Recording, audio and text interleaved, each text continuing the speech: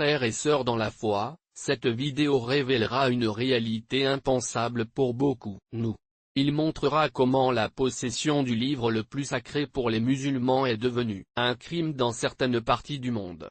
Après avoir regardé, vous apprécierez davantage liberté de lire et d'étudier des textes sacrés que beaucoup d'entre nous prennent pour garantie. Si vous respectez la liberté religieuse fondamentale, abonnez-vous à cette chaîne, laissez votre aimé et écrivez la liberté d'adorer dans les commentaires.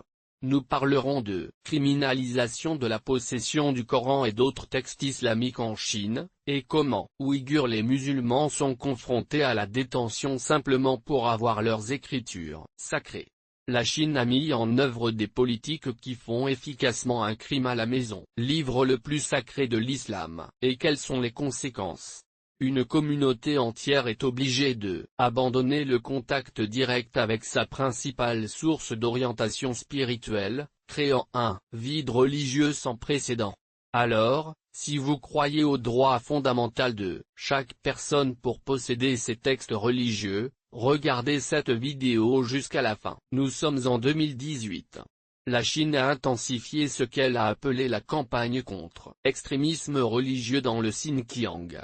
Au cours de cette période, les autorités ont commencé à confisquer et détruire des copies du Coran, des hadiths, des livres de prière et de toute littérature avec le contenu islamique.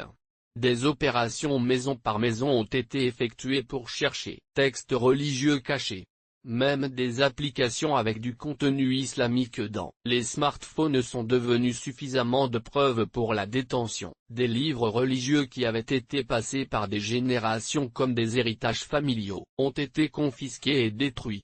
Amis, avant 2017, bien qu'il y ait déjà eu restrictions sur la littérature religieuse indisciplinée, les musulmans peuvent encore ayez des copies de base du Coran dans vos maisons. Au cours des années suivantes, le gouvernement a considérablement élargi la définition de matériaux extrémistes illégaux à inclure pratiquement tout texte religieux islamique. En conséquence, avoir une seule copie du Coran est devenu une raison suffisante pour être envoyé au centre appelé rééducation. De nombreuses familles ont été obligées de brûler ou textes sacrés du centenaire de Bourges pour éviter de graves sanctions. À ce moment-là, vous trouverez avec un Coran lors des inspections de la maison. Cela pourrait entraîner des interrogatoires intensifs et une éventuelle détention. Si un Ouïghour a été vu partager des vers cornèques en ligne ou à travers les applications de messagerie pourrait faire face à des accusations de propagation de extrémisme religieux. Tous les aspects de la pratique religieuse textuelle ont été criminalisés, notamment en ayant livre de base sur la prière ou l'orientation à jeun. Amis, les autorités craignaient, en particulier l'influence des textes islamiques dans la formation de l'identité religieuse, puis a mis en œuvre une stratégie délibérée pour couper l'accès aux saintes écritures. Le résultat a été une génération croissante, pas de contact direct avec les textes fondamentaux de votre foi ancestrale. Les familles de la région ont été obligées de prendre des décisions douloureuses sur la destination de les textes sacrés ont souvent hérité des générations. Pour assurer conformité, les autorités ont effectué des inspections surprises dans les maisons, parfois utilisé des enfants d'école comme informateurs sur la présence de livres religieux à la maison. Chaque famille musulmane ouïghour a dû faire face au dilemme pénible. Détruisez vos propres textes sacrés ou risquez de graves conséquences. Alors toi, peux imaginer la douleur de devoir détruire de ses propres mains un Coran qui, peut-être qu'il a été transmis sur des générations de votre famille. Vous pourriez penser qu'après des années de confiscation et de destruction systématique des textes, l'accès religieux, au Coran et à d'autres matériaux islamiques, aurait été complètement éradiqué dans le Xinjiang. Amis, nous voulons clarifier que la campagne contre les textes sacrés représente un coup dévastateur pour toute communauté religieuse, pour qui les écritures sont des sources essentielles d'orientation spirituelle. Mais la dévotion des musulmans des Ouïghurs au Coran est comme une flamme persistante. Même lorsque tous les livres physiques sont supprimés, les mots sacrés continuent. Vivre en mémoire, transmis oralement et conservés dans les cœurs. C'est un témoignage de la tradition islamique de la mémorisation du Coran, Hifzi, qui permet. Le texte sacré survit même lorsque les livres physiques sont détruits. Requis. Ces rapports de personnes âgées qui ont mémorisé des parties substantielles du Coran et continué à transmettre ces versets oralement dans des environnements privés. Ces efforts prouvent que même lorsque l'accès au texte physique est refusé, une tradition religieuse avec une forte composante de mémorisation trouve des voies alternatives pour préserver leurs écritures sacrées. La Chine peut confisquer les livres physiques, mais il ne peut pas déjà supprimer les mots enregistrés dans la mémoire des fidèles. Il y a encore des musulmans qui préservent les fragments du Coran à travers la tradition orale, partage des vers mémorisés dans des contextes intimes et familiaux, où la surveillance est moins intense. Lors des entretiens avec des réfugiés ouïghurs, des chercheurs ont documenté des cas de personnes qui ont risqué leur vie, économisé de petites portions de textes religieux, en les cachant dans des endroits improbables, ou les encoder pour ressembler à du contenu laïque.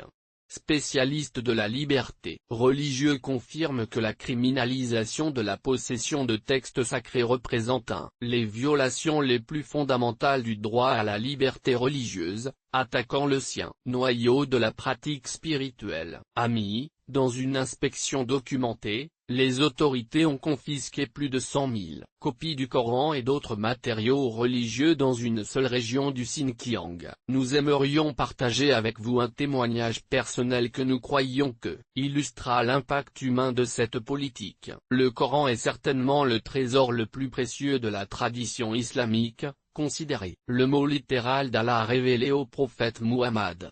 La Chine a démontré l'impact dévastateur de la criminalisation de ce texte sacré dans le Xinjiang. Cette affaire s'est produite en 2019. La campagne contre la littérature religieuse était en vigueur. Le gouvernement avait intensifié les inspections dans les maisons et les établissements, recherche spécifiquement des textes islamiques. En conséquence, la littérature religieuse est devenue extrêmement risquée, conduisant de nombreuses familles, détruisait les bibliothèques religieuses du centenaire. Dans ce contexte, un Ouïghour âgé a partagé son expérience pénible de devoir prendre des décisions impossibles concernant les textes de la famille sacrée. Je rapporterai vos mots tels qu'ils ont été documentés. Je vivais dans un petit communauté près de Hotan et il a déclaré, tout ce que j'ai vécu, je compterai sur mon propre mot. Il a dit, c'était cette nuit d'hiver. Des rumeurs ont couru les officiers effectueraient des recherches à domicile le lendemain. Notre famille, il avait un Coran manuscrit qui avait passé 5 générations, mon grand-grand-père. C'était un intelligent qui l'avait écrit avec de la peinture spéciale et des décorations artistiques. C'était notre relique la plus précieuse. En écoutant des inspections imminentes, j'ai paniqué.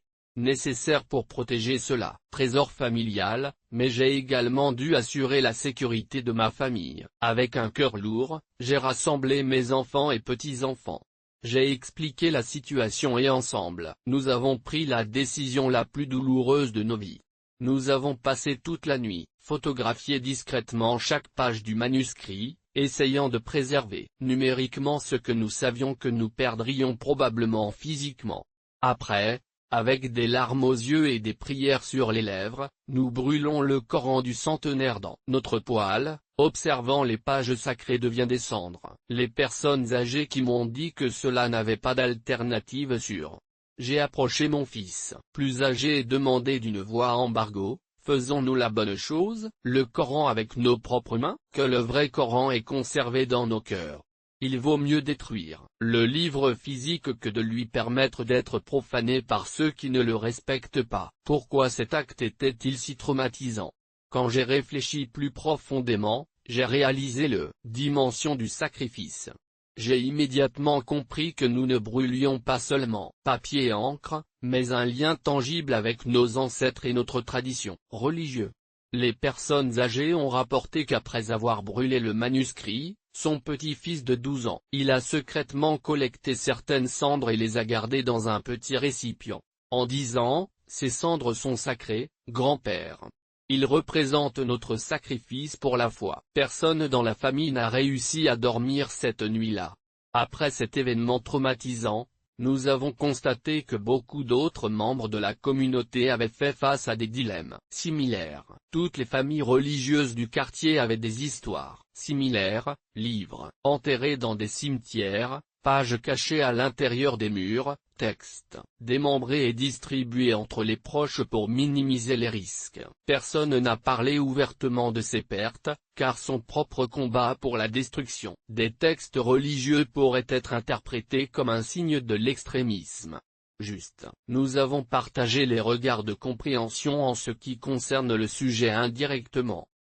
Mesuré que les mois passés, j'ai remarqué une transformation de la manière, connaissance religieuse préservée de la communauté, des textes écrits à transmission orale. Pendant cette période difficile, j'ai découvert quelque chose de surprenant. Mon petit-fils de 19 ans commençait à mémoriser secrètement des parties du Coran à l'aide d'un petit fichier, le numérique que nous avions enregistré avant de détruire le manuscrit.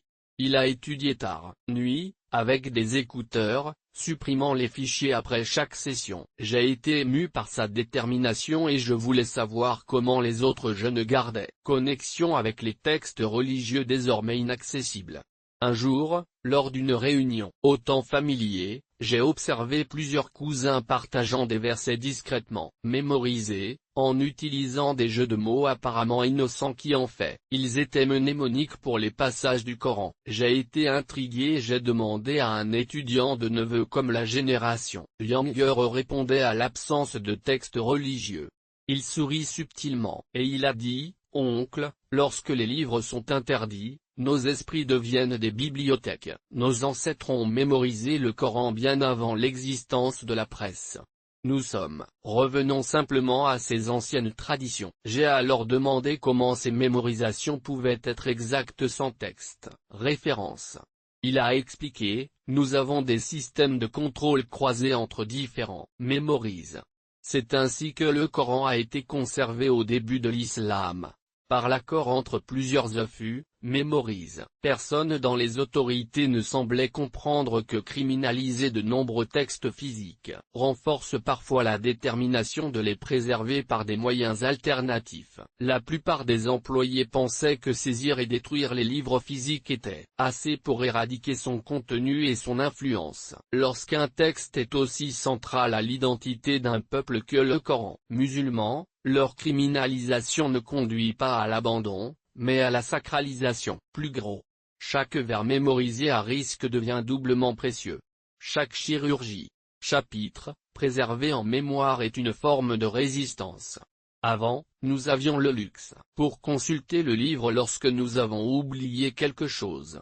Maintenant, nous nous efforçons 10 fois plus pour nous assurer que nous n'oublierons rien. A commencé à enseigner discrètement à son jeune petit-fils à réciter Fatiha, d'abord, chapitre du Coran, en utilisant uniquement la transmission orale, sans aucun texte écrit. Tout comme cela avait été fait au début de l'islam. Il a conclu son récit reflétant que bien que la perte de texte physique soit profondément douloureux, il y avait quelque chose de puissant pour redécouvrir la tradition islamique de conservation orale, qui a soutenu la foi pendant des siècles avant l'impression de masse de la Coran. Les amis peuvent criminaliser, confisquer et détruire des textes religieux physiques. Mais, lorsqu'un acte sacré est déjà gravé dans le cœur des fidèles, ils trouvent de nouveaux chemins à préserver et transmis, même dans les plus circonstances négatives. Amis, réfléchissant à cette réalité inquiétante, je me souviens de la promesse faite par Allah dans le Coran lui-même, en fait, nous sommes ceux qui envoient le Coran et certainement, nous le préserverons. 15:9, nous rappelant que la préservation divine transcende les efforts humains de suppression. Écrivez Sainte Parole ou Live Coran dans les commentaires. Partagez cette vidéo, sensibilisez à cette attaque fondamentale contre la liberté religieuse. Nous reviendrons avec une nouvelle vidéo. Jusque-là, que nous pouvons tous apprécier la liberté de lire, d'étudier et de posséder nos textes sacrés, en se souvenant toujours, ceux qui risquent leur vie pour ce droit de base que beaucoup d'entre nous prennent, garantie.